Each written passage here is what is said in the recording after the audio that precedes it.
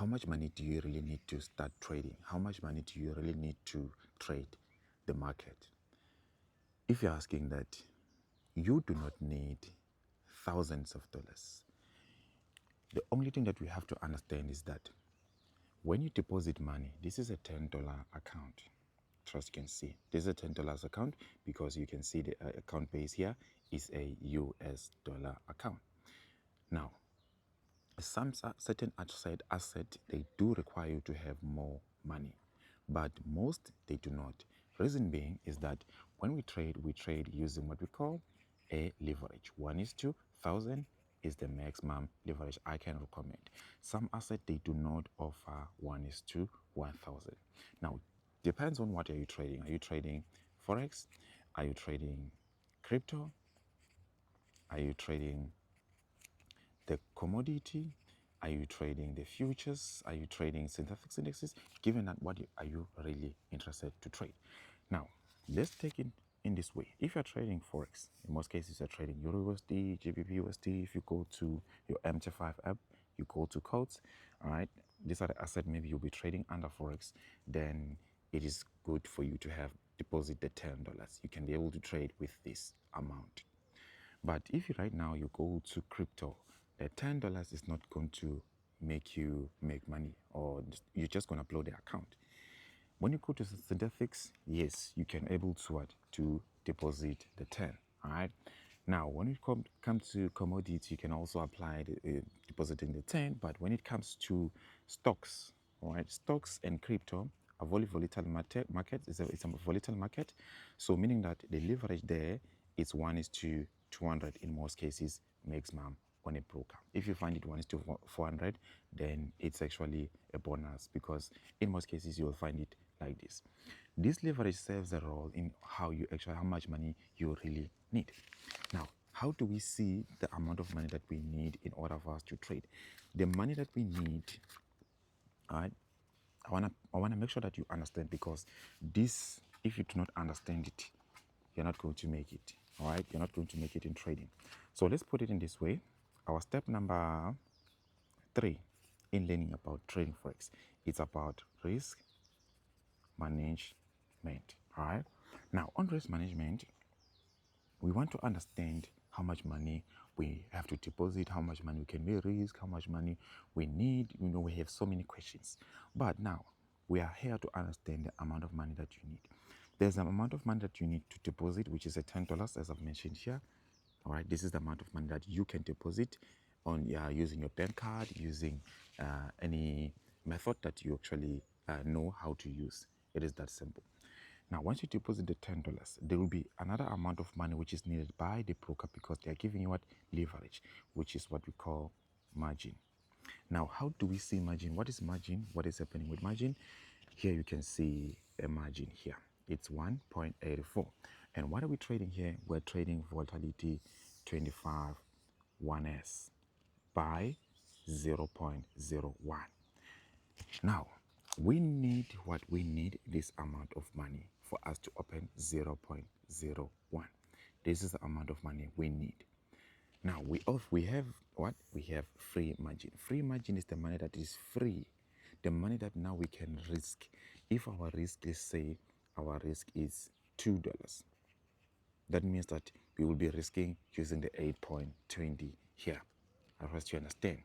Some of you will be confused at this stage. The risk that we are taking should be minus from what? From the free margin. Why I say this? I'm saying this so that you can be safe when it comes to trading. The margin is money that you should not actually count in terms of you are risking. You have 10. Once you take a trade, look at margin. How much money is being taken?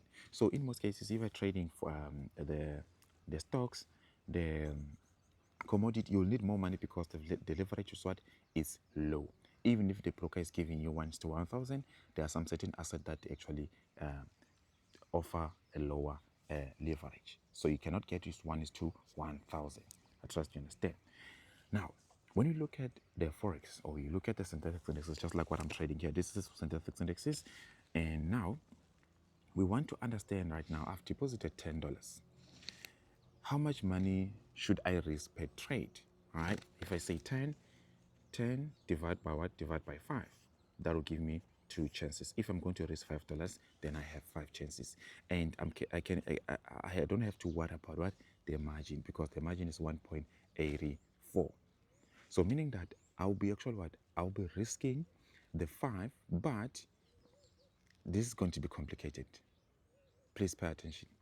But when I risk the 5 here, I have to also take into account the 1.84, because once I lose 50% of this, I will blow the account. I trust you understand. So meaning that if right now my risk is 5, that means that I have to also add what? 1.84, which now my risk will be 6.84. Because of what? Because of the margin. The margin is money that you should not supposed to what? To lose. Because if you lose 50% of this margin, you will actually go to blowing your account without before reaching what? Your stop loss area or level. So I trust you understand. So now the amount of money that you can deposit, that, to keep it simple, deposit $10 if you're trading synthetic indexes, and use the minimum lot size. Now we're touching minimum lot size. Some of you do not understand minimum lot size, so I want you to understand this is very important, because if you do not do this the right way, you go to code section, you tap any asset of your choice that you like. Let's say you want to trade for 375, you tap here, and you go to properties. If you're using an iPhone, you go to details, and you press here, you scroll all the way down, and make sure that you're using the what?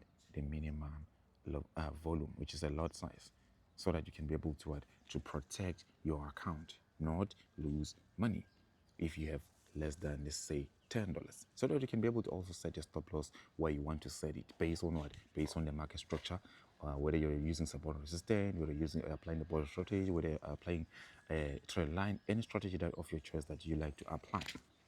So these are the calculations that I have for you.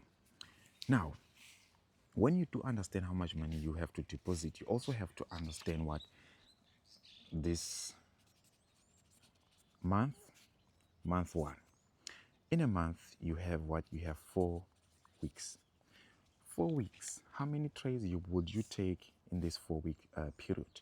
Let's say you will take 10 of them. Just for example, you will take what? 10. Out of these 10, 5 of them loss, 5 of them win. So pay attention. Now, it seems like you did not make anything, which means you've lost 50%, you've won 50%. So it seems like when you do these calculations, you have not made anything. But when you apply now the risk management, this is where now you understand how much money you will make and how much money you will need to deposit in a monthly basis. So if you take these 10 trades, right, times by what? Times by the $10 that you've deposited there, that will be equals to what? That will be equals to $100. I trust you understand. So meaning that on just a month, you need what? You need to deposit only $100. And if you deposit $100, you will lose 50%. So if you lose the 50%, just note that the 50% is based on what? Is based on how you actually trading. I trust you understand. So please, if you have any questions here, ask me. Feel free to actually comment in the section below. Now, with this 100, which means your loss will be $50, your win will be $50. So by month end, you will end up with what? You will end up with 50. This is what we see. But when it comes to the reality of how we trade the market structure, now this is where we have to understand the risk to reward ratio, which is RRR. All right, risk to reward ratio. It is that simple. So if our risk to reward ratio is 1:4, that means that we are risking what? We are risking the 10. Just for example, we're risking $10 to profit what? $40. So now if we take let's use our calculator together so that we can be able to do some calculations here so that you can see what you need to do. Now, if you take the 40, this 40 here, right? This is 40, that's how we count that, times by what? The number of actually trade that win, which is 5, that will be what? $200. So we took 40 times what? By the number of trades that we've won, that will be what? That will be $200. Now, we also take the Let me do like this so that we don't have any issue here. All right. Now we also take what? We also take the 10 times by 5, which is 10, we do it together, times by 5. All right, it's times by 5. Yes, times by 5, 10 times by 5, which is will give us a $50. So meaning that our loss is what is $50 and our profit is actually what $200. So you can actually now take the what the 200 minus 50. That will give us what 150. So by month end we will have this amount of money if we are applying the what the same risk, and our risk to reward ratio is 40, given that our market structure is allowing us to reach this 1:4. If we are risking $1, we are profiting 4 times the $1. If you are risking 10, you're profiting 10 times, 4 times that. I trust you understand. So it is simple. So this is how you can be able to scale your account and be able to grow your account on a monthly basis. But you must make sure that your strategy fits this area, all right, this category of how you'll be able to trade. So the calculations are simple, all right. If you will take what 10 trades, all right, 10 trades per month, times by what? Times by the risk that you'll have to take. That will give you what? $100. Times by what? Times by 10. This 10 simply means that you are risking $10 each and every trade. So you will need what? You will need $100 just for you to take these 10 trades. And then from there, if you lose 5, you still what? $50 loss. If you win 5, $50 win. Then I will leave you what with a negative. This is what you will see. All right. This is what you will see.